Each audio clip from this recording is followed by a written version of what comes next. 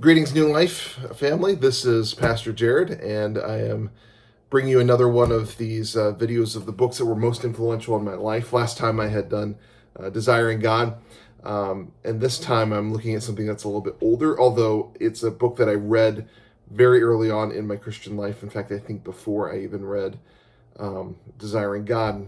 I am somebody that likes history. I also like biographies. And I also like philosophy and deeper theology. And this was a book that actually rolled them all into one. I had seen so many people that had cited this book or quoted from this book or had illustrations from this book. And so I decided to pick it up. And that book was Augustine's Confessions. What are Augustine's Confessions? Because when we think of the word confessions, we think it's just a book of his crimes. Well, kind of.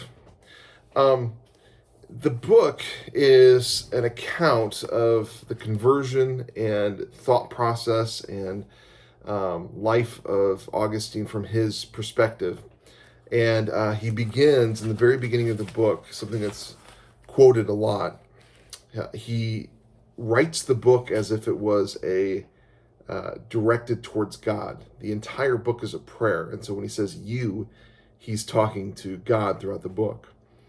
And this is what his theme was. He says to God, "You stir man to take pleasure in praising you, because you have made us for yourself, and our heart is restless until it rests in you." And that was his theme. Wasn't merely the intellectual grasping, wasn't merely the theological puzzle being put together. It was a restlessness of the soul. It was a seeking of pleasure and finding everything that's supposed to give pleasure to be wanting in some regard. And it's a fascinating look, and he actually begins in infancy. He talks about seeing infants and saying, "I must have been like them," and reflecting on the fact that infants are pretty selfish, which Augustine eventually has a son, and so he knows this from personal experience, and can see there's a selfishness in people, and there's a self-directedness in people. And as he's growing up, he wonders why we take this sort of painful pleasure in sin.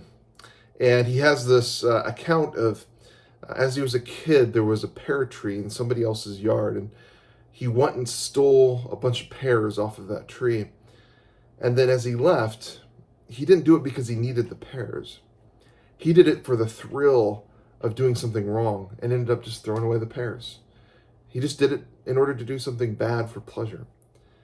Well, he didn't get a lot of long-term joy out of this. And he started to try to understand the world and read all of these different guys, sought after all these different teachers, and eventually found Plato.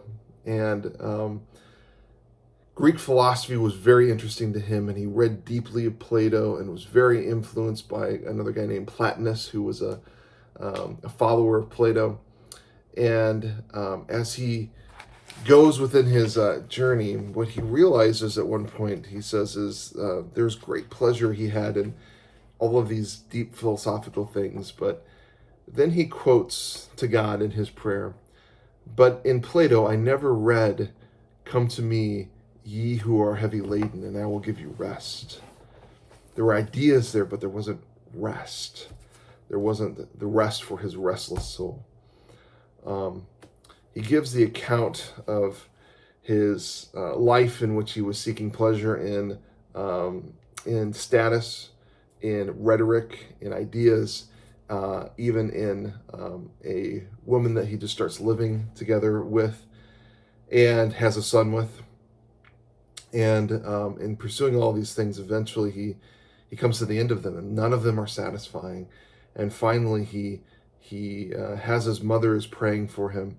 He goes and hears the sermons of Ambrose, and then he just opens up Romans. And as he's reading Romans, he gets to a place in which the text actually is not in all these sinful things, but delight in Christ, and that does it for him. It's a really strange passage in Romans 13 for him to have as a conversion passage. It wasn't about even forgiveness of sins, although that becomes a big theme for Augustine.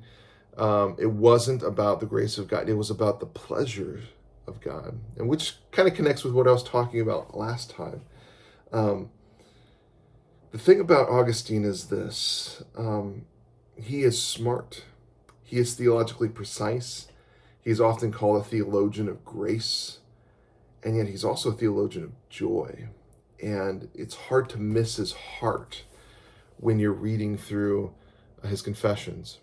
His conversion is halfway through the book, and then the rest of it he's contemplating God, and you can tell he takes pleasure in it. He even contemplates time. One of my favorite parts is he goes on for about a whole chapter on the concept of time, and then just kind of jokingly says, look how much time we've spent talking about time. And did we gain anything from that? I've read the Confessions once every year or two for the past 18 years. The version that I read is by Henry Chadwick, is the translation from the Latin in the Oxford World Classics, which is good, but is not the most readable. It's one of the most accurate. So if you don't mind words like loquacious, it's a good one to pick up. But I decided this year, I came across another edition of the Confessions. There are so many translations out there, but I was going to try to see if there might be an easier one. So I picked up a new one by Henninger, and so I'm going to try to make my way through this one actually this year to see if it's a little bit easier to read. I've tried to take others through the Confessions, and the accurate but difficult translation sometimes catches people. But his story is so modern. You read the Confessions, and it's hard to believe this is a guy writing in around the year 400, because he sounds like he's writing about living in modern day New York or having an apartment in downtown Pittsburgh.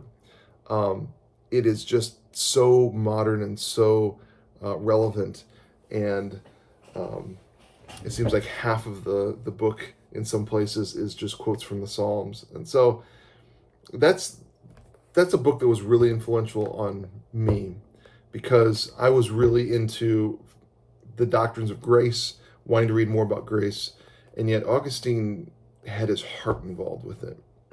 And so that became really influential for me. So of my favorite books, my favorite one outside of the Bible probably is Augustine's Confessions, and something that I come back to, and my goal is to read it once a year. I would encourage you maybe not to pick up the Chadwick version unless you want a challenge, but to pick up a translation that is maybe a little bit easier.